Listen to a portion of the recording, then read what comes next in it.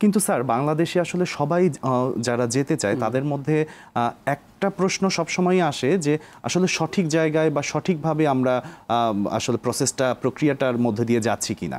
তো এই ক্ষেত্রে এমন কোনো পরামর্শ আছে যেটা শুনলে আসলে তারা একটু উপকৃত হবে? আচ্ছা, প্রথমেই বলি ছাত্রদের যেটা করতে হবে প্রথমেই, যেমন ধরেন আন্ডারগ্রেড যারা যাবে তাদের জন্য একটা প্রসেস, যারা গ্রেড লেভেলে যাবে মাস্টার্স অথবা পিএইচডি তাদের জন্য একটা প্রসেস। আন্ডারগ্রেডে যাবে তাদেরকে সাধারণত স্কলারশিপটা খুব কম, তারা সেলফ ফিন্যান্সে যেতে চায়।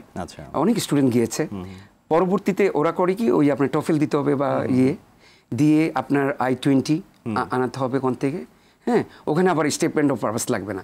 তারপর ওখানে যাবে, স্মার্টলি ফেস করবে, ভিসা হয়ে গেলে ওরা যায়। একটা সেমিস্টারে অনেকে টাকা নিয়ে যায়, অনেক এক্সপেন্সিভ তো, $7,000 থেকে $8,000 লাগে আপনার F1 ভিসা, যে F1 ভিসা প্রসেস, এটা বলে স্টুডেন্ট ভিসা F1 তারা বলে।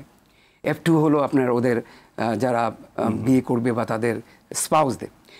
তো ওখানে গিয়ে আপনার ওরা ম্যানেজ করে ফেলে সামহাউ, আপনার টিউটরিং করে বা ল্যাবে কাজ করে, হ্যাঁ, RAT এগুলো পায়, ওগুলো করে ওরা ম্যানেজ করে, বা অথবা সাইড জব করে ওরা উইকেন্ডে, হ্যাঁ, যার ফলে আন্ডারগ্রেডদের একটা ব্যাপার।